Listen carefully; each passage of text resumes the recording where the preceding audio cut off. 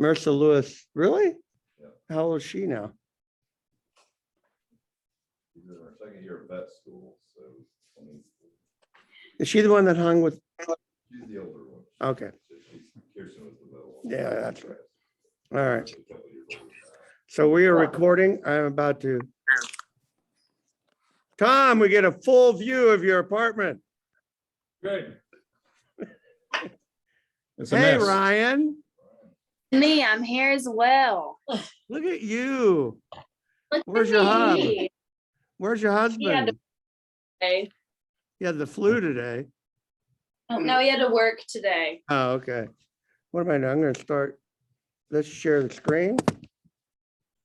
Don, look what I got. Oh, is that a beagle or a basset?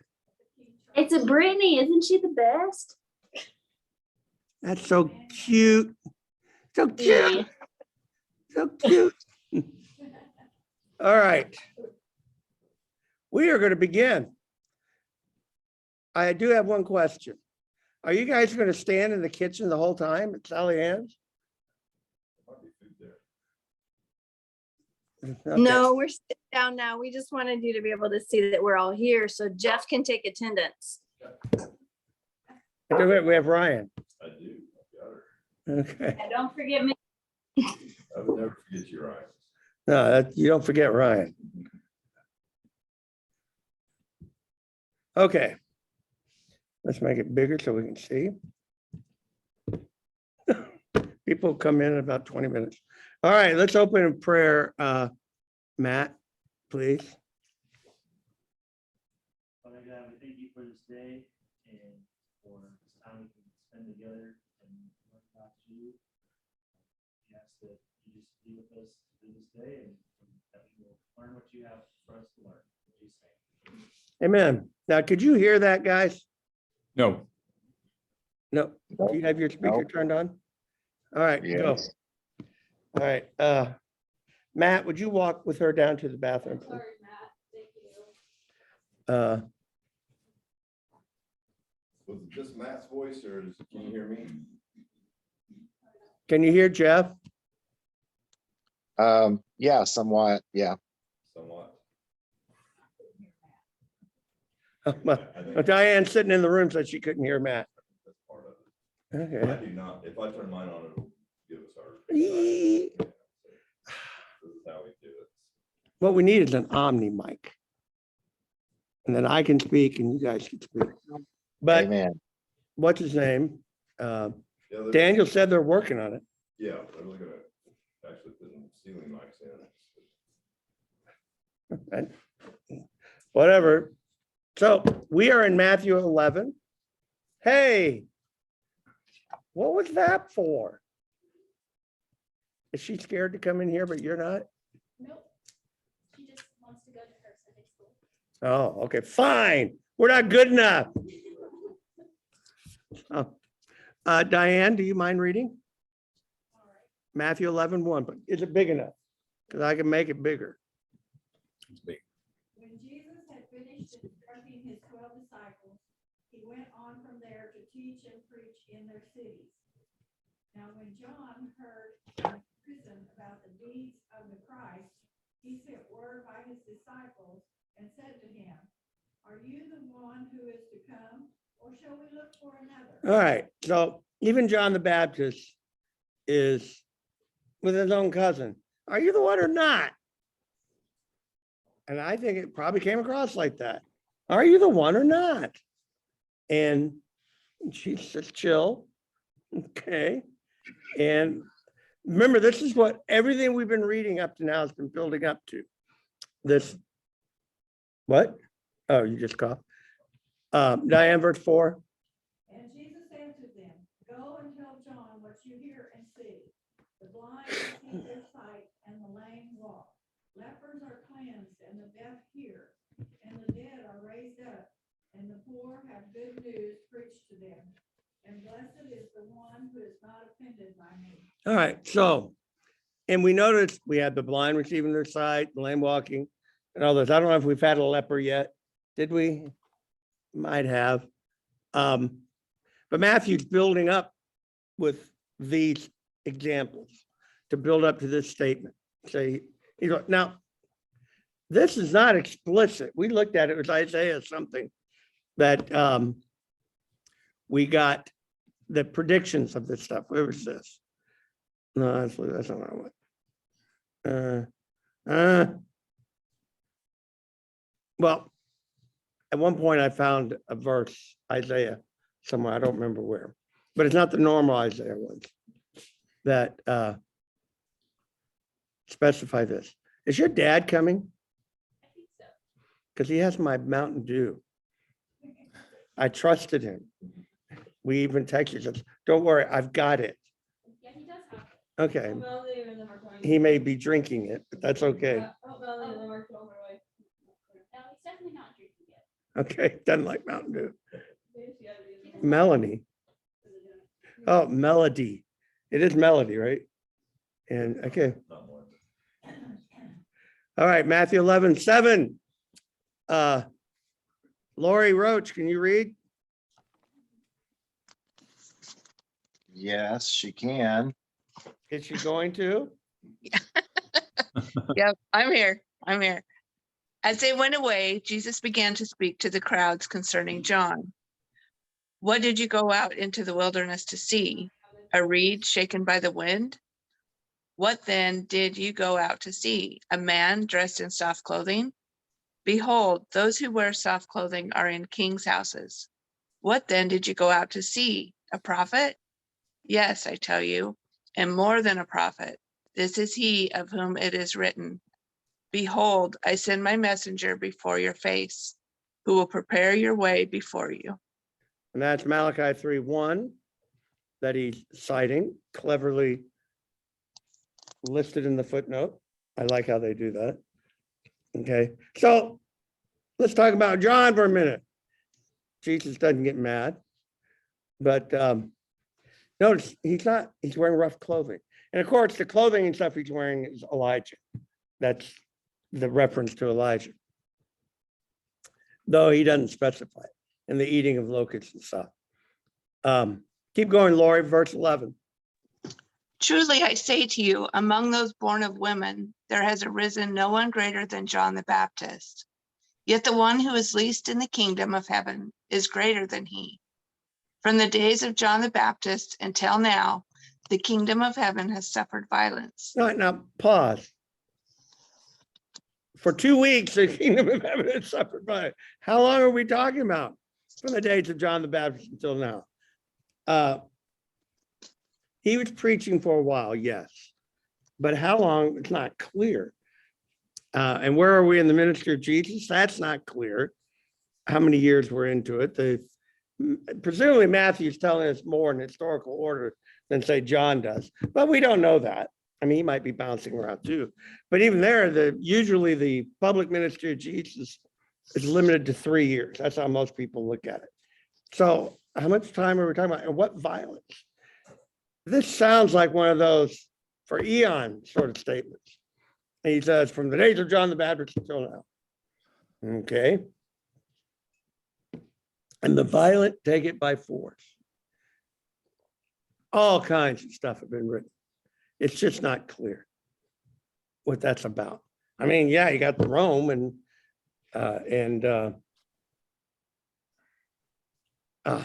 Herod's family doing what they do. Now, this Herod the Great's dead. He died shortly after Jesus was born. So this would be his sons, Herod Antipas and a couple others. Where did we get the 3 years ministry from? Look at the chronology of Mark. It seems to be about that, but it's not obvious. You have to be paying attention to details, how many Passovers and this sort of stuff. All right. Verse 13, Lori. For all the prophets and the law prophesied it until John. And if you are willing to accept it, he is Elijah who is to come. He who has ears to hear, let him hear. Now, why does he have to say it that way? Remember, Elijah didn't die. He was taken up into heaven, right? So John the Baptist is not Elijah reincarnated. It's not Elijah coming down from heaven. He's in the role of Elijah. It's one of the few times where we get that sort of interpretation of these things, because usually they're doing it quite literally. But if you're willing to accept it, he's Elijah. And he's filling that role. Now that, by the way, why did he bring up Elijah? Let's look at Malachi.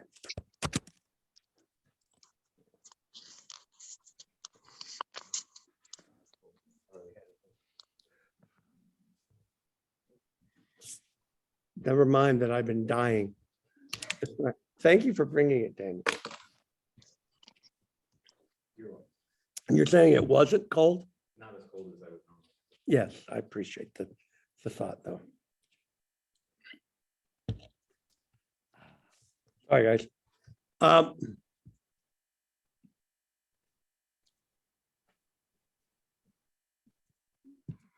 So behold, I send my messenger, and you will prepare the way before me. That's the one that he quoted. And the Lord whom you seek will suddenly come to his temple, and the messenger of the covenant in whom you delight. Behold, he is coming, says the Lord of hosts. But who can endure the day of its coming, and who can stand when he appears? For he's like a refiner's fire, like fuller's soap. He will sit as a refiner, purifying.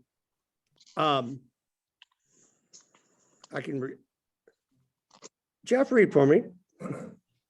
That is a refiner and purifier of silver. See, I messed you up. You did. I was refiner.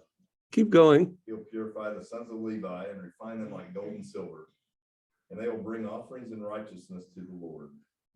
Then the offering of Judah and Jerusalem will be pleasing to the Lord as in the days of old and as in former years. All right, now.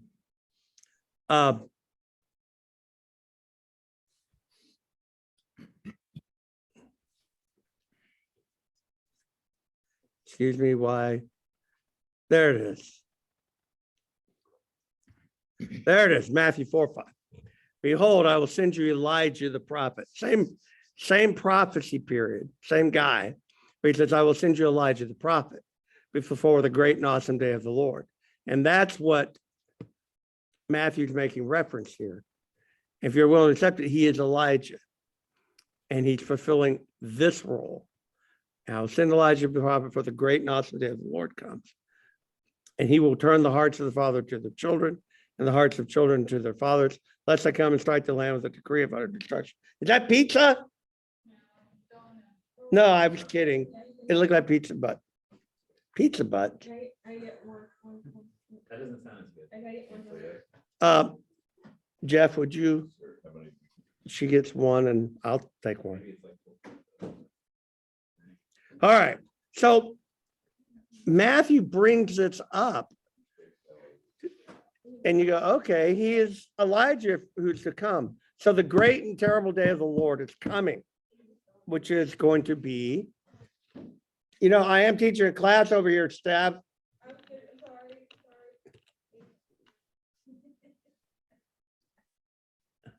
I'm a dad. Nobody listens to the dad. Yeah. So thank you, sir. You're very kind. All right. So he's setting that up. But what's the great and terrible day of the Lord? That's usually understood as the day of judgment. Okay, when you can trace that throughout the Old Testament prophets, it's the day when God's going to judge the earth. But what's this? Yeah, I think that Matthew's understanding it as the crucifixion and resurrection. That's the day of the Lord. But he hasn't made that explicit. But Elijah to come. All right. So verse 16. And we will let Daniel read. But to what shall I compare this generation? It is like children sitting in the marketplaces and calling to their playmates. We played the flute for you, and you did not dance. We sang a dirge, and you did not mourn. For John came neither eating nor drinking, and they say, he has a demon. The Son of Man came eating and drinking, and they say, look at him, a glutton and a drunkard, a friend of tax collectors and sinners. Yet wisdom is justified by her deeds. So we can't win, is what Jesus is saying. This generation just doesn't want to hear. But he is reaching some. But I think he's explaining why they're running into opposition. You know, harumph. I like harumph. And we'll let you do this one too, Daniel. All right. Then he began to denounce the cities where most of his mighty works had been done, because they did not repent. Woe to you, Chorazin! Woe to you, Bethesda! Let's say that. Yeah. For if the mighty works done in you had been done in Tyre and Sidon, they would have repented long ago in sackcloth and ashes. But I tell you, it will be more bearable on the day of judgment for Tyre and Sidon than for you. And you, Capernaum, will you be exalted to heaven? You will be brought down to Hades. For if the mighty works done in you had been done in Sodom, it would have remained until this day. But I tell you that it will be more tolerable on the day of judgment for the land of Sodom than for you. Now, Capernaum, of course, is where he's been hanging out. That's Peter's hometown. And he's going, wow, that's pretty severe. Well, good morning, Julie. That's all right. We said good morning. I didn't chastise you. There are donuts. Melody brought donuts. Thank you. All right. Poppy, did I see you? Hey, I'm here. okay, it's only 9:51. I'm glad everybody's making it to Sunday school. Poppy, do you mind reading? No, not at all. All right, hold on a second. So pick up at 11:25, please. At that time, Jesus declared, I thank you, Father, Lord of heaven and earth. You have hidden these things from the wise and understanding and revealed them to little children. Yes, Father, for such was your gracious will. All things have been handed over to me by my Father, and no one knows the Son except the Father. No one knows the Father except the Son, and anyone to whom the Son chooses to reveal him. Pause for a second. What does that mean? So I'm restricting access to the Father? Predestination. Yeah, it does. It sounds like Jesus is a good Calvinist, good Presbyterian, glory to God. I was just with my Presbyterian friends Friday night at our Christmas party. It's an interesting group. Anyway, so I don't think that's what he means. But he's saying, if you're going to know the Father, you're going to know him through me, and I will choose to reveal him to you. So that's an interesting statement. You know the Son, and then I will choose to reveal the Father to you. This is part of the deal. Things that make you go, Who is reading? I was. Okay, verse 28, please, Poppy. Come to me, all who labor and are heavy laden, and I will give you rest. Take my yoke upon you and learn from me, for I am gentle and lowly in heart, and you will find rest for your souls. For my yoke is easy and my burden is light. Okay, what do you take from that? Anybody? And you all go, I hate it when he does that. I never give the right answer. I always feel like I'm wrong, so. There is no right and wrong per se. But it's completely opposite of what anybody else thinks. It means that, Melody's going to speak. You got to talk loud because I got to get it through my speaker. it means that, it's easier to follow God than bear the clock in the hell. Well, certainly easier than going to hell. You're absolutely true there. What I find is- Talking, what? it's talking about when you have a team of animals yoked together, they share the burden, and one of them is not in the lead. They're going together. And so what he's saying is that if you come to me, we will navigate life together, and I will help you carry your burdens. Okay, I like that. Now, what about that last sentence? My yoke is easy. That's what she was just saying. It fits. It's not an ill-fitting yoke. And my burden is light. What do you take with that? So there's a burden if you're going to be a Christian?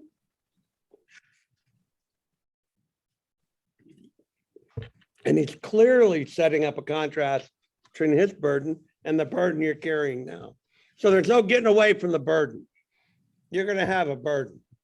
It's just, do you want a light one or do you want to carry the full weight of all your miscalculations and all your misjudgments? And even the stuff that you didn't earn, but Satan just decided to throw on you. Things that make you go, All right. The spirit to come? Yes. In a light way, but yes. Okay, Renee. I enjoy listening to you read. Would you pick up in 12? I enjoy listening to Kevin read, but I save him for the geographic. All right. 12:1. All right. At that time, Jesus went through the grain fields on the Sabbath. His disciples were hungry and they began to pluck heads of grain and to eat. But when the Pharisees saw it, they said to him, "Look, your disciples are doing what is not lawful to do on the Sabbath." Now let's pause. Is that true? Not by the Torah in the Old Testament. This is contrary to Pharisaic oral law that's been handed down. So if you're a Pharisee, yeah. But Jesus, I ain't a Pharisee. And just show it to me in Torah, please. It's actually an extraction from the law of not doing work. Because then the obvious question is, well, what constitutes work? We all agree you don't work on the Sabbath, but how much do you do before you start doing work? Mind you, you can pull your ox out of a life-threatening situation. That's not work. And so if your righteousness, if your covenant, remember what righteousness means, covenant compliance. That's all it means. It's literally righteousness is a compliance to a standard. And the standard in question usually is the covenant. Here, are you in compliance with the covenant? And if your covenant compliance is based on Torah observance, then these are legitimate questions. Like the rich young ruler, his question is not wrong. It's a good question.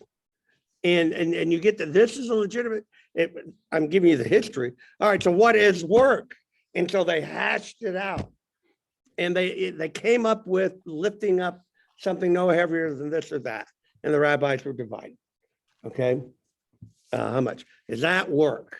Picking up my Mountain Dew bottle. It seems trivial and trite and splitting of hairs, but if your relationship is based on that, it's a matter of life and death. It's not that the Pharisees were unreasonable, but they got their eyes diverted as a result of this. And so this is what, and again, it's not in the Torah. It's just don't do work. And I'm sorry, plucking grains to eat as you walk along, it's hardly work.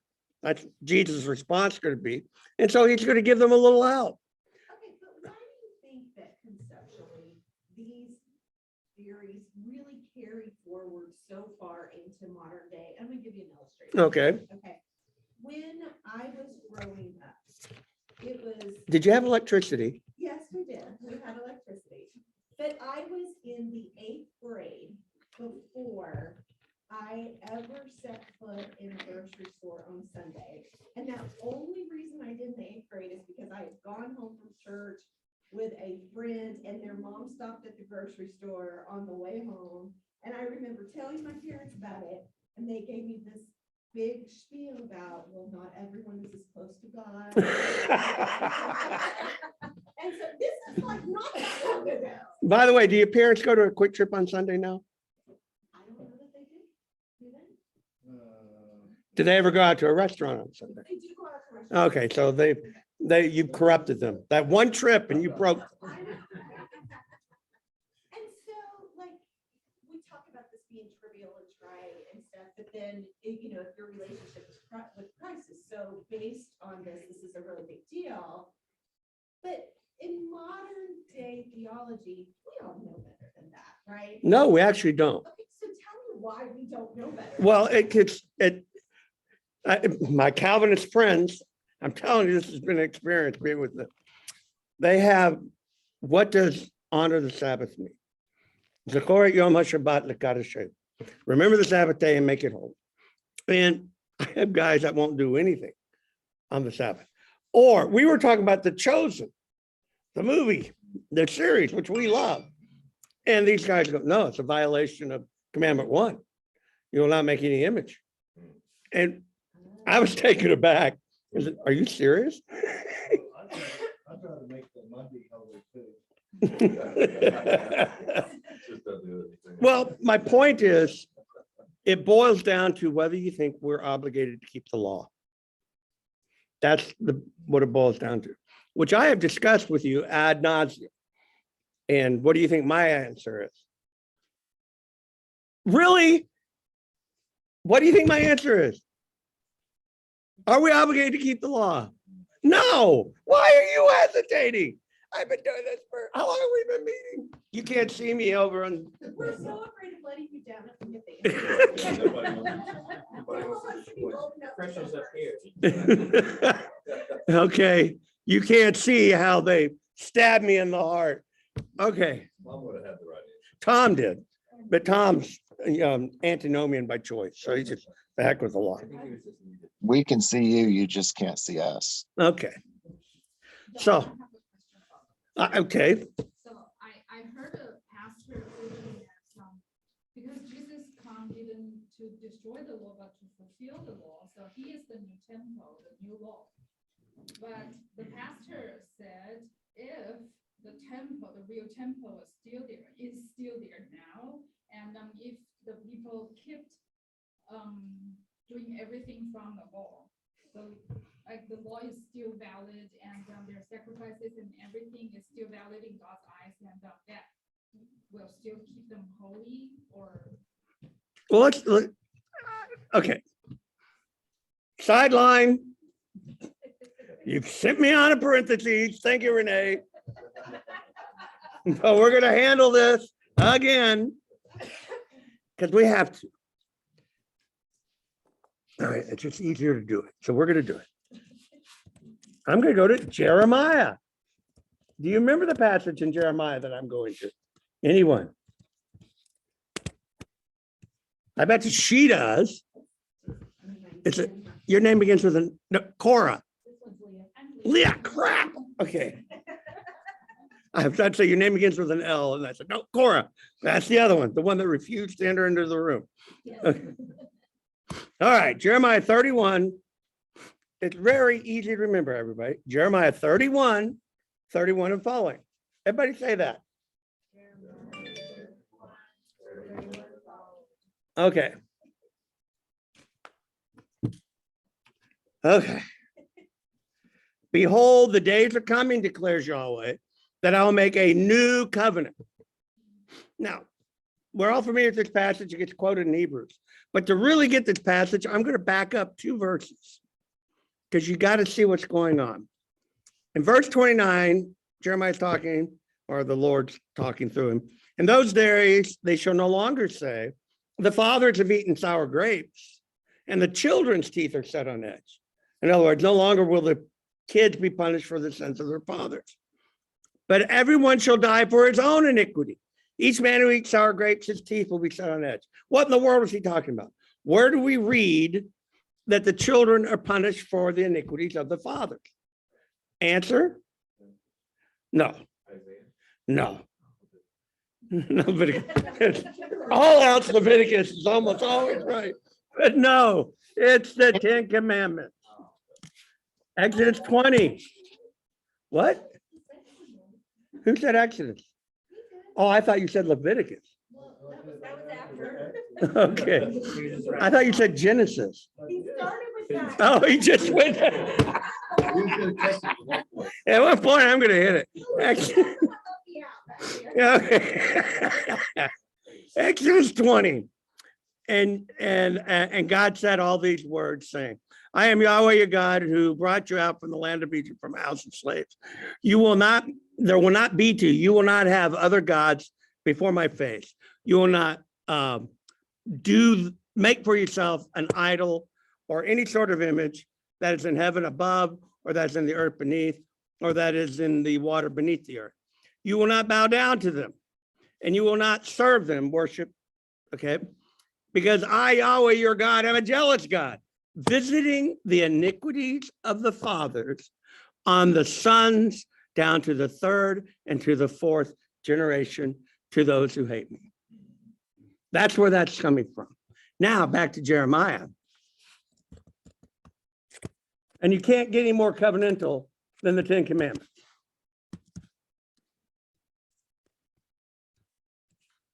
So, but the day's coming, but everyone will die for his own iniquities. So wait, so no, it's not going to be valid anymore? We're not going to visit the sins of the fathers onto the children? If you change the law, what do you change? And the very next verse, she answered, by the way, in case the melody is soft-spoken. She said the covenant, and she was correct. If you change the law, you change the covenant. And so the next verse, behold, the days are coming, declares the Lord, when I will make a new covenant. And you're familiar with this passage. With the house of Israel and the house of Judah, not like the covenant I made with the fathers on the day when I took them by the hand to bring them out of the land of Egypt, my covenant that they broke. Though I was a husband, declares the Lord, but this is the covenant I will make with the house of Israel.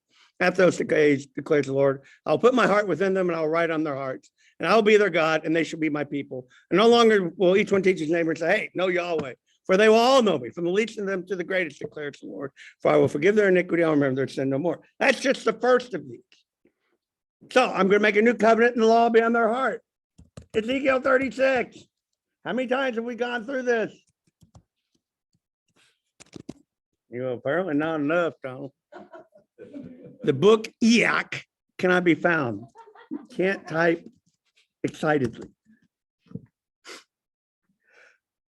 Crap. What? I think it left, at least left the first Enoch. So First Enoch it went to. Why is it doing? Oh, I don't want words. I want verses. And I'm going Enoch. Ezekiel 36, verse 27. We'll go back to 26. 25. 25. I will sprinkle, this is Ezekiel, contemporary of Jeremiah, younger. Okay, if I'm Jeremiah, Daniel's Ezekiel. Probably more like Leah. It's a big age difference, but they're still contemporaries. I will sprinkle clean water on you, and you shall be clean from all your uncleannesses, and from all your idols I will cleanse you. And I'll give you a new heart, and a new spirit I will put within you. I will remove your heart from your flesh and give you a heart of flesh. In fact, I'll put my spirit within you and cause you, make you walk in my statutes and be careful to obey my rules. Okay, ooh, I'm gonna put my spirit and that changes the whole ballgame. The spirit will make you keep the rules.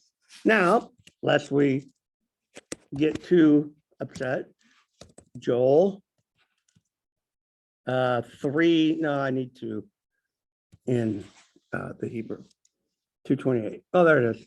I was right. 3. All right. And it shall come to pass afterwards, I will pour out my spirit on all flesh. So Joel's talking about the pouring out of the spirit.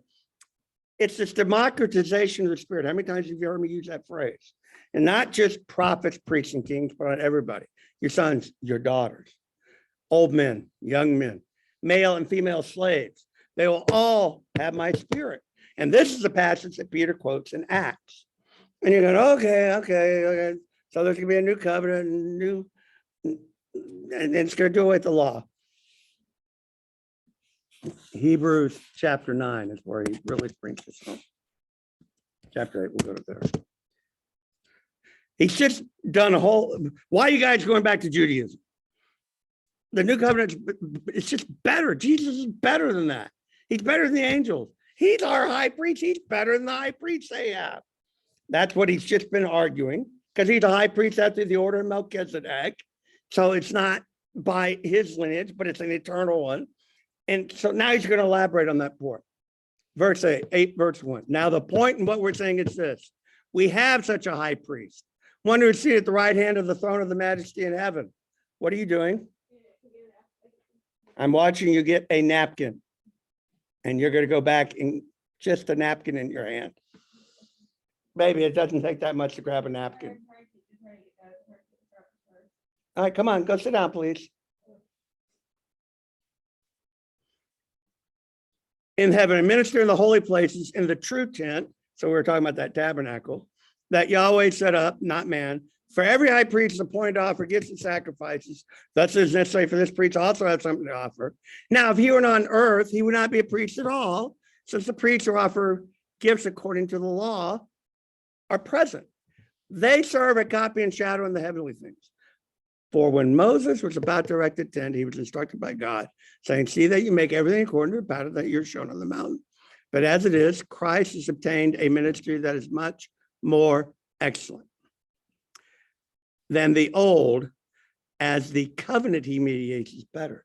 Oh, we must be dealing with a different covenant, and it's a better one, since it's enacted on better promises. For if the first covenant had been faultless, there'd been no need to look for a second one. And then he quotes Jeremiah 31, the passage we just quoted. And here, he gets to the end of it, quotes that whole thing. Longest quotation of an Old Testament passage in the Bible, in the New Testament. In speaking of a new covenant, he makes the first one obsolete. And what is becoming obsolete and growing old is ready to vanish, which of course the temple's destroyed in 10 years. The old covenant is not an option. You cannot keep it. It doesn't avail you anything. You gain nothing by keeping the old covenant. If you have a covenant, though, you have law, because that's what a covenant is. A covenant's a contract. We are agreeing to certain terms. If you don't like rules or law, call it terms. What are the terms of the new covenant? The old covenant was all the Mosaic law, which the Jews of the Middle Ages numbered at 613. Whatever the actual number is, it's a lot. Okay. But what's the law of the new covenant? Speak it loudly. Love your God with all your heart and all your soul and all your might. And the second is like unto it. Love your neighbor as yourself. Oh, that's the new law. We're not bound to the old law anymore, which is why, as a group, we violate the law. We violate the law. Sure, we're meeting on Sunday. It's our Sabbath. When is the Sabbath? 6 o'clock Friday night to 6 o'clock Saturday night. Sundown to sunup. No, that's not right. Sundown to sundown. So we violate it as a group. We're not keeping the law. But we defined it. And people will come up with all kinds of workarounds for this. They will. I'm going to stop sharing so I don't bellyache anymore.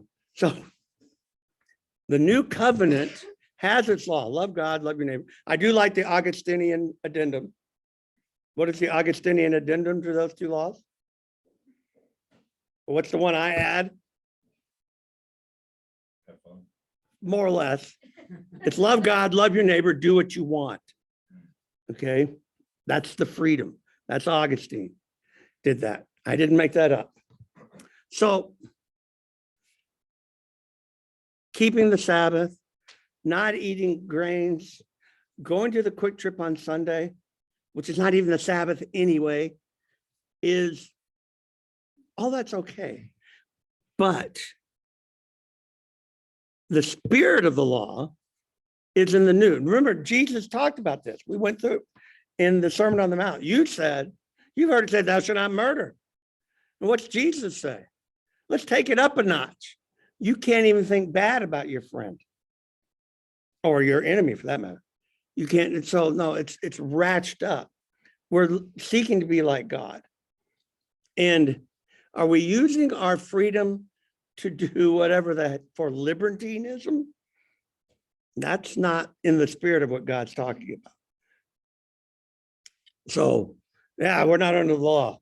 So XYZ, be careful. Where you're not under the law. But the law was an accurate portrayal of God's character. You can learn much by looking at the law. Behold my life's work. So, but are you bound by it? No. Love God, love your neighbor. But what's it mean to love God? And what's it mean to love your neighbor? That's what the Gospels are all about. That's what Jesus is evincing, giving evidence of in his life earthly ministry. And that's what Paul's talking about. All right. So does anybody remember where we left off in Matthew? What verse? What? So chapter? All right. So let's just pick up in chapter 12. Are we having Sunday school next week? If you're here, we will. Oh, I'll be here. I didn't know if the church was doing anything. All right. So will we have a Christmas Eve service? Yes. That'll be announced this morning. It's been at 5 o'clock. Yeah. Yeah, it's been in the email. And so it'll be online as well. Probably. Daniel, why don't you make an executive decision, being a member of that committee, and say, you know what, I think we'll broadcast this. Okay, so the Christmas Eve, Let it be so. With conviction. the Christmas Eve party will be broadcast, Christmas Eve service. 5 o'clock, you think on, when is Christmas Eve, Friday? Friday. So 5 o'clock on Friday. We don't do Christmas Day, do we? Right. Just for fun, It's a Saturday. So. go to a liturgical church on Christmas Day. Stephanie and I did it on, at the Episcopal Church, like 101st or whatever it is, out in the woods. That was interesting. They had wine and champagne. They had champagne when it was over. But being good Nazarenes, you don't do that. But nevertheless, it's, I recommend going to that just for an exposure. All right, so, all right, I'm going to stop recording now. Stop recording. There it is.